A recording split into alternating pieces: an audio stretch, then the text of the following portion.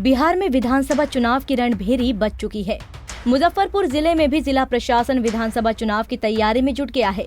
मुजफ्फरपुर में भी 2 चरणों में विधानसभा चुनाव होगा। विधानसभा चुनाव की अधिसूचना के साथ ही जिले में चुनाव कार्यक्रम की घोषणा कर दी गई है। जिला निर्वाचन पदाधिकारी चंद्रशेखर सिंह और एसएसपी जयंतकांत ने चुनाव कार्यक्रम की घोषणा की। मुजफ्फरपुर में 2 चरणों में होगा विधानसभा चुनाव। दूसरे और तीसरे चरण में जिले में होगा विधानसभा चुनाव। 3 और 7 नवंबर को चुनाव आयोजित किया जाएगा। निष्पक्ष और शांतिपूर्ण माहौल में विधानसभा चुनाव की तैयारी। 11 विधानसभा क्षेत्र में है कुल 32,54,380 मतदाता। मुजफ्फरपुर जिले में है कुल 22,803 दिव्यांग मतदाता। 80 साल से ज्यादा उम्र के मतदाताओं की संख्या 44,021 है। पोस्टल बैलेट से मतदान करेंगे दिव्यांग और बुजुर्ग मतदाता। मुजफ्फरपुर के डीएम चंद्रशेखर सिंह ने बताया कि 3 नवंबर को वैशाली लोकसभा क्षेत्र के अधीन आने वाले 5 विधानसभा क्षेत्रों में चुनाव होगा। मीनापुर, काटी, बरुराज, पारू और साहिबगंज में 3 नवंबर को विधानसभा चुनाव होगा। वहीं 7 नवंबर को मुजफ्फरपुर लोकसभा क्षेत्र के अधीन आने वाले 6 विधानसभा क्षेत्रों में चुनाव होगा। गायघाट, औराई, बचन, सकरा, कुढ़नी और मुजफ्फरपुर सीट पर 7 नवंबर को विधानसभा चुनाव होगा। सभा आम निर्वाचन 2020 के कार्यक्रम की घोषणा कर दी गई है। आज प्रेस नोट जारी हुआ है। उसी के क्रम में आज यहाँ हम लोग मुजफ्फरपुर जिले में प्रेस कॉन्फ्रेंस कर रहे हैं। उसमें आप सभी लोगों का स्वागत है। हम लोगों का जो कार्यक्रम घोषित हुआ है, पूरे राज्य में 3 चरणों में चुनाव कराया जाना है। उसमें हम लोगों के यहाँ द्वितीय और तृतीय चरण में पूरे जिले में 2 चरणों में चुनाव संपन्न होगा। जो हमारा द्वितीय चरण में जिन विधानसभा क्षेत्रों का है, उसमें वैशाली लोकसभा क्षेत्र के हमारे जो 5 विधानसभा क्षेत्र हैं उनका है, जिसमें मीनापुर, कांटी, बरुराज, पारू और साहेबगंज शामिल हैं।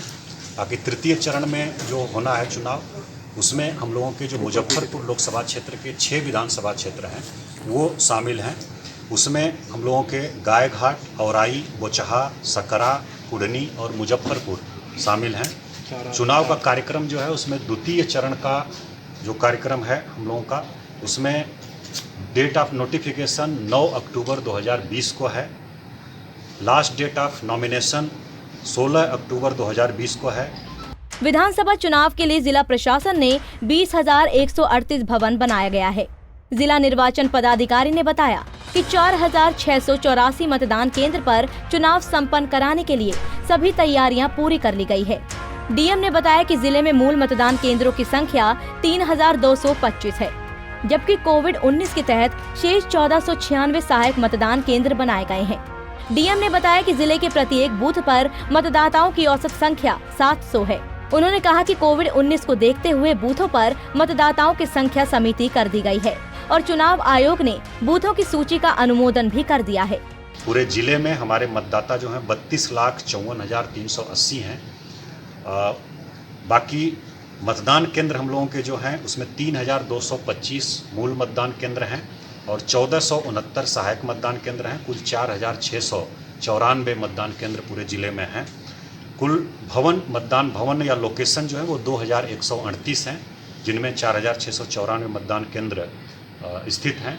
इसके अनुसार हम लोग कार्रवाई कर रहे हैं और आप लोगों के माध्यम से सहायक मतदान केंद्र हम लोगों के 1,469 हैं। अभी हमने बताया 1,469 सहायक हैं और 3,225 मूल मतदान केंद्र हैं। वहीं विधानसभा चुनाव में धन बल के इस्तेमाल पर रोक लगाने के लिए भी जिला प्रशासन ने पूरी तैयारी कर ली है। डीएम ने बताया कि बूथों की निगरानी के लिए पर्याप्त संख्या में अधिकारियों की तैनाती की गई है। उन्होंने कहा कि प्रत्येक विधानसभा क्षेत्र में 3 फ्लाइंग स्क्वाड और स्टैटिक सर्विलांस टीम का गठन शामिल है। उन्होंने कहा कि इन तीनों को अधिसूचना जारी होने के साथ ही एक्टिवेट कर दिया जाएगा। डीएम ने कहा कि कोरोना गाइडलाइंस का पूरी तरह से बूथ पर पालन किया जाएगा। सभी मतदान केंद्रों पर कोरोना से बचाव के लिए स्टैंडर्ड गाइडलाइन भारत निर्वाचन आयोग ने निर्गत की है और उसके अनुसार हम लोग तैयारी कर रहे हैं। किसी भी मतदान केंद्र से कोरोना संक्रमण की कोई संभावना नहीं रहेगी। पूरी तरह से इसको सुनिश्चित किया जाएगा। 1-2 मतदाताओं की संख्या प्रत्येक मतदान केंद्र पर 1,000 तक लिमिट कर दी गई है, जो पहले 1,500 रहती थी। हमारे जिले में एक मतदान केंद्र पर औसतन 700 मतदाता हैं और इस प्रकार से भीड़ एक तो नहीं होगी मतदान केंद्रों पर। दूसरा, सभी मतदान केंद्रों को सैनिटाइज किया जाएगा, हम लोग उसको सैनिटाइज करेंगे। और जिस दिन मतदान रहेगा उस दिन एक हेल्प डेस्क बनाया जाएगा, उस पर हम लोग जो है कोविड-19 से बचाव के सारे उपाय कर रहे हैं। उसमें प्रत्येक आने वाले व्यक्ति की थर्मल स्क्रीनिंग हम लोग करेंगे, उनका मास्क सुनिश्चित कराएंगे कि मास्क पहने रहें, उनके हाथ को सैनिटाइज करेंगे, सैनिटाइजर भी रखा रहेगा। और उसके बाद वो जाएंगे, अपना 6 फीट की दूरी भी सुनिश्चित कराएंगे हम लोग प्रत्येक मतदान केंद्र पर गोला बना करके कि सोशल डिस्टेंसिंग के साथ लोग खड़े रहें। और ईवीएम से मत देने के बाद जब बाहर निकलेंगे तो उसको, उनके हाथ को हम लोग फिर सैनिटाइज करेंगे। ईवीएम का बटन दबाने के लिए जब जाएंगे उस समय भी सैनिटाइज किया जाएगा और बाहर निकलेंगे तब भी सैनिटाइज किया जाएगा। वहीं मुजफ्फरपुर के एसएसपी जयंतकांत ने बताया कि 350 उग्रवाद प्रभावित बूथ पर चप्पे चप्पे पर फोर्स तैनात रहेंगे। एसएसपी ने कहा कि चुनाव तैयारी के तहत शराबबंदी पर पूरा जोर दिया गया और इसकी आवाजाही पर सख्त निगरानी रहेगी। उन्होंने कहा कि अभी तक करीब 10,000 लोगों पर धारा 107 के तहत कार्रवाई की गई है। एसएसपी ने बताया कि करीब 500 खतरनाक अपराधियों को जेल भेजा गया है और 24 खतरनाक अपराधियों पर सीसीए एक्ट लगाया गया है। उन्होंने कहा कि प्रत्येक बूथ पर पर्याप्त फोर्स के अलावा मतदाताओं के आने जाने की जगहों पर भी फोर्स का इंतजाम रहेगा।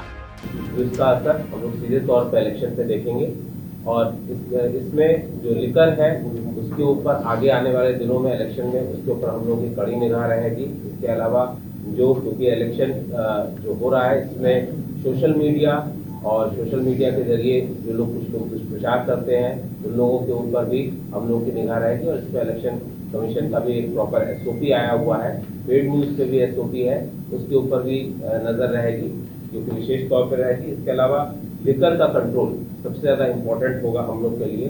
क्रिमिनल्स के ऊपर वारंट डिस्पोजल, प्रिवेंटिव एक्शन की कार्रवाई पूरे तौर पे चल रही है। लगभग 10,000 से ऊपर लोगों पर प्रिवेंटिव एक्शन की कार्रवाई हुई है। क्रिमिनल्स हम लोगों ने जो हार्डकोर क्रिमिनल्स हैं अराउंड 500 के आसपास में हैं, जिनको हम लोगों ने अभी कुछ दिनों में जेल भेजा है। इसके अलावा सीसीए की कार्रवाई 24 लोगों पे हुई है जो कि जेल में बंद हैं उनके ऊपर, और जो लोग बेल पे छूटे हैं लगभग 50 लोगों के ऊपर सीसीए की कार्रवाई प्रिवेंटिव एक्शन में की जाएगी। लोकतंत्र का सबसे बड़ा पर्व चुनाव ही है और शांतिपूर्ण निष्पक्ष मतदान करवाना जिला प्रशासन की जिम्मेदारी है। उम्मीद है कि जिला प्रशासन अपने कर्तव्य का सही तरीके से पालन करेगी। पंजाब केसरी टीवी के लिए मुजफ्फरपुर से संतोष तिवारी की रिपोर्ट।